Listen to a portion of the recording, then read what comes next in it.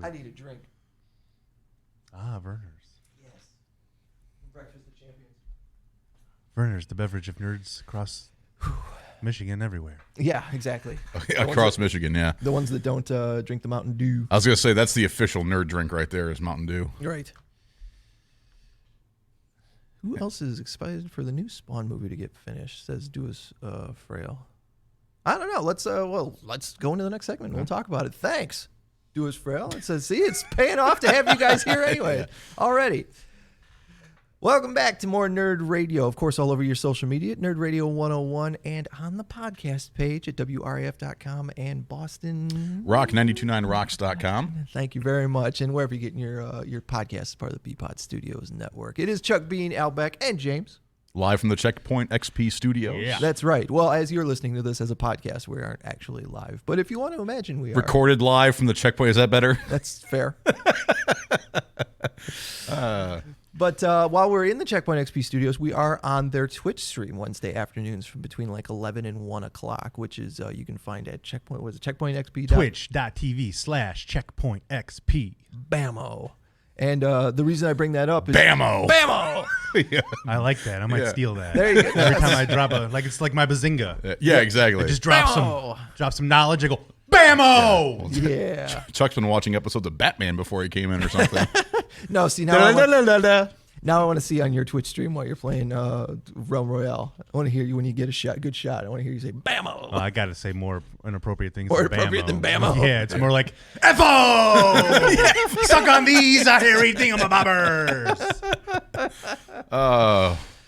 But a question comes from our Twitch stream here. Duas Friali, I believe that's how it said, wanted to know in chat, who's excited for the new Spawn movie? You guys heard about this? Todd McFarlane's talking about he's making two different Spawns. I don't know if it's a movie. I'll look it up. A movie or a show, but he's supposed to be making one that's going to be rated R for the adults and then a Spawn something for the kids. Seth MacFarlane? No, Todd McFarlane. Okay, it's like Seth MacFarlane, the Family Guy version of Spawn. I'm in. I'm in. Who's playing Spawn? Is it Peter Griffin? Because it's going to be him with the face paint. Like, oh. I hope that buzzing's not translating all across the world. Nope. Okay, well. I'm from hell. Yeah. There you go. Yeah, I said, okay, so Todd McFarlane is reportedly working on 2 animated Spawn shows, one for kids and one for adults. And then the Spawn movie that they're supposed to be working on is going to be a rated R. You know, speaking of Spawn, in the comic book stores this week, Spawn 300. He must have released some of that stuff in like a bi-weekly or something like that. You can't convince me. I don't know. I haven't done the math, but you can't convince me Spawn's been around long enough to have 300 issues. How long would 300 issues justify? Like I said, I haven't done the math. Well, you get at least an issue a month, so it's 12 a year. So I don't know. But Spawn's been out since I've been in like junior high school. That's true. It has been around since the 3,000 90s. issue. I don't know. All right, I'm pulling up the calculator right there. This is going to be not great radio. While you do that, yeah, I will say that Spawn was never really a part of my wheelhouse at all. The only thing I know from Spawn is the movie that came out back in the day, and then they had the coolest looking action figures that I felt like I was too young to purchase as a child at Toys R Us. 25. And John Leguizamo's in it. He is. And he plays that weird clown thing, and he does a great job. And Chuck think out loud while we're trying to. John Leguizamo is also in Tu Wong Fu. Thank you for everything. He plays a great drag queen. I don't know why we're going on John Leguizamo. He's the pest. I love unplanned nerd radio. I'm running out of John Leguizamo facts here, Chuck. I'm trying to math here. Okay. It's 300 divided by 12, right? It's 300 divided by 12, but that gives me 25, so then I have to go back 25. And Spawn would have had to have started in 1994, which actually sounds about right. So there you go. That's your that's your Spawn update here on Nerd Radio. You discovered this week exactly how bad I am at math. So there you go. So it's been confirmed. We just snoped it. Yeah. We snoped it. Spawn definitely had 300 issues. There you go. All right. Well, there you go. Now, in regards to the movie, I didn't even know there was a new movie being made. Yeah. I loved Todd McFarlane when he was working on Spider-Man, and then in the mid 90s, him and Rob Liefeld and all those guys moved to Image Comics, and that was his Image Comics character. I remember picking up like the first year of it, and the publication was so like instead of being monthly, it would come out, and then like 3 months later an issue would come out, and then 5 months after that an issue would come out, and just so it got kind of sporadic. It wasn't actually sticking to any kind of a deadline or whatever. Makes it really hard to follow. Yeah, for sure. Absolutely. And then, on top of it, Todd McFarlane, great artist, not so good at writing. So, I don't know. So, to answer your question there, Duas Friali, it's probably going to be like Aquaman or the DC movies. I'm not going to rush out to the theater to see it. But, hey. And it's live action? It's not an animated? They're saying it'd be live action. So, but they're going for a rated in R rating, so they can do all the blood and guts they want to and swearing and whatnot. And if you want a non-answer to your pressing nerd questions, you can stream us live around 11:30 Wednesday afternoons. Twitch.tv. I read something actually this morning when I woke up that what is it? DC is looking to get Keanu Reeves back as Constantine. Really? For another movie, I don't know if they want to do a second Constantine movie, if they just want to add him to a DC movie. I thought he was great as Constantine, but I wasn't familiar with the comic or the character in that regard. I just thought as a movie, as a character in a movie, I thought he was really good. I do really appreciate the Constantine movie. It's definitely one of my favorites. And I don't remember liking that movie, but it could have been just like the Guardians of the Galaxy thing where you just fell asleep. It just wasn't in the mood for it or whatever, and I tried to watch it because I have not tried to rewatch it. Yeah. I've never been a big Keanu Reeves fan, but I've been kind of turning around on that a little bit. Yeah. I think the whole world is turning around. It is, and that's the exact reason why DC's like, we got to cash in. Yeah. We got to cash in on Keanu while he's hot. We're going Matrix 4 or whatever. Let's revive Constantine. Right. I think we made a joke. We're gonna revive Speed. Yeah, right. We get Speed back. Bill and Ted's already coming back. And the rumor is that he's supposed to play the Submariner in the second Black Panther movie. Really? Yeah. There's Submariner or whatever. Come on. Right. Namor. Of all the characters. Oh yeah. He does go by Namor, right? Yeah, Namor the Submariner. Yeah. Just whatever. That means Keanu's gonna be running around in a Speedo. Well, that's cool, but I think that's one of my most I thought lamest characters from the comic books ever was that Namor guy. I was I always hated getting his trading card. I never really read about him. Never read about him much in the comics, but he was always to me lame-o. Yeah, well, he's Marvel's Aquaman. He is Marvel's Aquaman. And people are pretty about Aquaman. Yeah. At least until you get Jason Momoa. Well, Jason Momoa to me is a hell of an Aquaman. He is. So I would agree. Well, I turned around on Aquaman when Jeff Johns was writing the comic. Yeah. Jeff Johns wrote one hell of an Aquaman. Yeah, for sure. So James sent me this article last week. It's about Avengers Endgame. And somebody noticed once it came out on DVD and Blu-ray that there's a little, they call it blink and you miss it moment, which kind of is a gaffe, if you will, is kind of a continuity error in the big scene. Big continuity error. I don't think I'm spoiling this too much, seeing as it's already on video, and it's been on video for almost a month now. In the big battle scene where everybody comes back to fight Thanos. As the camera pans across everybody right before you get to Cap, and he says the iconic Avengers Assemble line. Yeah. As it pans across Doctor Strange, he's wearing the Eye of Agamotto. Whoopsie. Which has been destroyed in the Infinity War by Thanos, so they could get the time gem. Wah, wah. So I've not heard an official explanation for this, but it's only in that one scene too, because any of the other scenes Doctor Strange is in, he's not wearing it. I think the only explanation for this is, whoopsie, we really effed up this time. Well, here's the thing. Own your mistake, though. Don't go back and digitally, fix it like HBO did with that Game of Thrones cup. Did they go back and fix it? I heard that they went back, and that That's Starbucks silly. cup will be missing if you, go back and stream it. Yeah, I think it's already been removed. Clean, yeah. Yeah, so unless you had it on your DVR from when it originally aired, you'd never see it. Yeah. It reminds me, do you remember, what was it, like a month ago when Corey Graves dropped that S-bomb on Monday Night Raw? Oh, was it when the dude got knocked into, was it Bobby Lashley got thrown into the projector or whatever? Yeah, exactly. There's all this there, and then holy S word.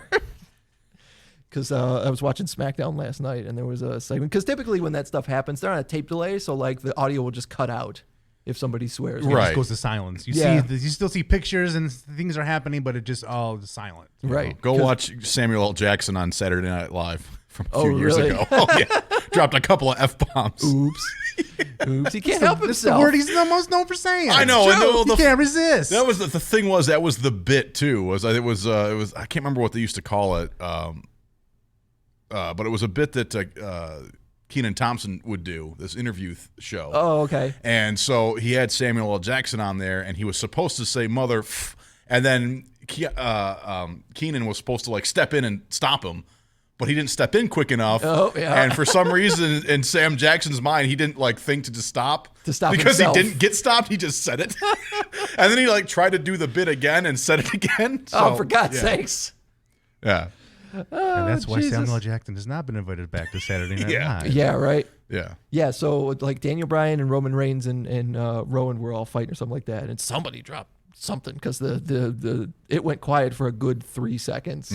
Somebody, I think it was Daniel Bryan, fell down and said some bad words.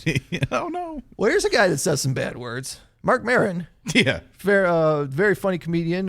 Saw him in Gorgeous Ladies of Wrestling on Netflix. I know, Al, you love stand-up comedy, so you know Marc Maron and his podcast, something like that. I thought you say, Al, you love Gorgeous Ladies of Wrestling. You love the Gorgeous Ladies of Wrestling. Who Who doesn't? He's apparently going to be a part of this Joker movie that's coming out. Yeah, I hadn't heard that until you dropped it on us right before we went live. Yeah, there's an article I saw that he is apparently, before this, he had tweeted something about comic book movies are for grown male nerd child, which not wrong. Yeah. But now with this, when the Joker trailer came out last week, he had retweeted it and said, "Oh, S word! This feels like a real grown-up movie. Gonna be awesome." Oh. Are you saying that because he's in it? That's what the tweets that reply to him. He's supposed to play Arthur Flex Agent Ted Merrill. These names mean Flex nothing Agent to me. is like a nickname. Like you can be like, I'm the Flex Agent. The Flex- the Agent of Flex. That sounds like a really good superhero name. You put Flex in it. Like James' Flex mind Montella. is still in John Cena's Sounds- body right now. Yeah, it sounds like an awesome wrestler. Like that was yeah. what my nickname as a wrestler needs to be. Yeah. So Marc Maron is going to be in this Joker movie, and apparently has come around on these superhero movies if he's in them. If he's in them, which Is what it comes down to. I'll give it to you. You guys both. Is the Joker movie on your radar? Oh, absolutely, it is. We've talked about how you guys, you don't watch a trailer if it's something that you're already sold on. Does this fall under like I'm gonna go see it, so I'm not gonna? I haven't watched the trailer. I've shared the trailer on social media. I'll still put it out there, but I haven't actually watched it. I've seen the Joker makeup. Yep. Which I'm not crazy about, but it's not going to kill anything for me. But I'm really stoked to see Joaquin Phoenix as the Joker. I'm a big fan of his, and it might flop. I mean, I like Jared Leto too, and I, wasn't crazy about that Joker, but it could have just been the movie too. Sure. To be honest with you, I don't know. DC's just been not really bringing it. Yeah, they're not. Their movies aren't quite as up to par, as entertaining as some of the Marvel stuff. But even if the movie's not great, I don't know. It might be. I'm not getting ahead of myself. Regardless, I am really looking forward to seeing Joaquin Phoenix as the Joker. What I got out of that trailer is it looks like it's going to feel very much like a Fight Club kind of movie. Like it's, the Joker is a bad guy. Who's got bitch tits then? It's society that's awful. I don't know.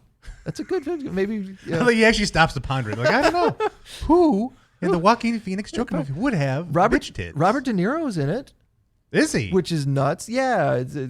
He's, according to the trailer, he's playing some kind of like a talk show host or something. That in the trailer they show he finds Joaquin Phoenix's stand-up and puts it on his like late night, the Tonight Show thing up on the screen. I'm like, check out this guy. He's awful kind of thing. And it's one of many, many bad things that happens to him that finally turns him into they have him on the show to Joker. essentially troll him on national television. Yes.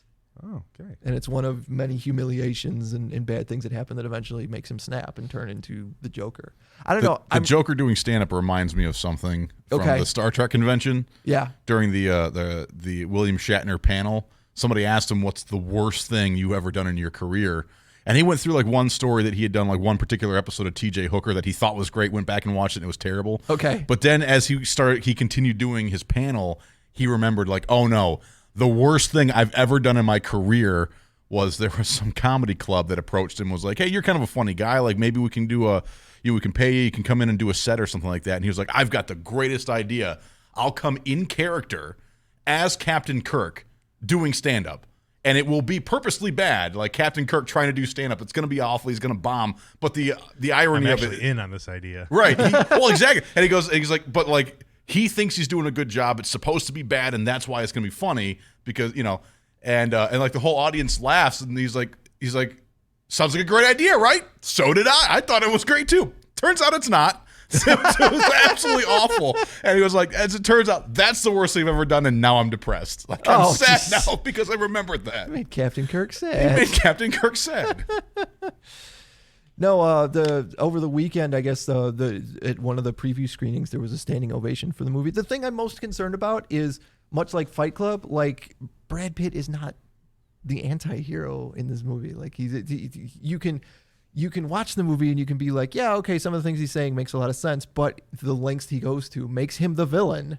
And I feel like that's how this movie needs to be treated. Yeah. Like you can kind of try and make Joker sympathetic, but at the end of the day, he is a psychotic serial killer. Don't, try and woobify him, if you will. Trying to give him heart, make people care about the Joker. Yeah. I really care about the Joker as a person. That White Knight was pretty cool. Yeah, and it's an interesting take on the idea that, like, what if the Joker was, clinically, literally insane, and then, like, actually got whatever help he needed to be sane. Mm-hmm. Like, what do you do after that? Yeah. Well, Batman has to go to the unemployment line, I guess. Well, he's got job security because he's got the Riddler and Mr. Freeze and Poison Ivy. He's got tons of villains, so you can take one out of the. You can take one classic Batman villain. I know. Yeah, it's true for sure. But it's also one of those things that's like if you're making Batman media or something like that. There's like a list of things at this point I don't need to see anymore. Just like Spider-Man, I don't need to see Uncle Ben die. I know he died. Yeah. I don't need to see Bruce Wayne's parents die. You've done the Joker like multiple times. Batman has a bunch of people. Somebody online was saying like, why don't we do a Clayface movie?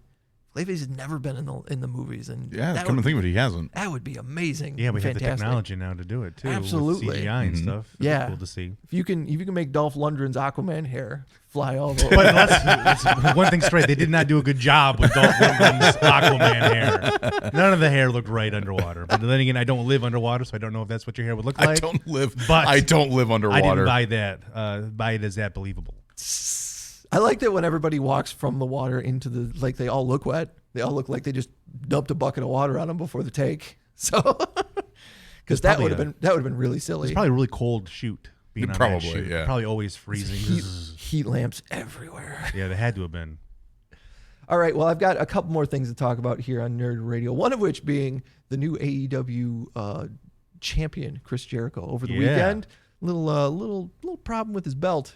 His championship title belt. I'm at the old local steakhouse. Uh-oh. I'll tell you guys about it next when Nerd Radio returns.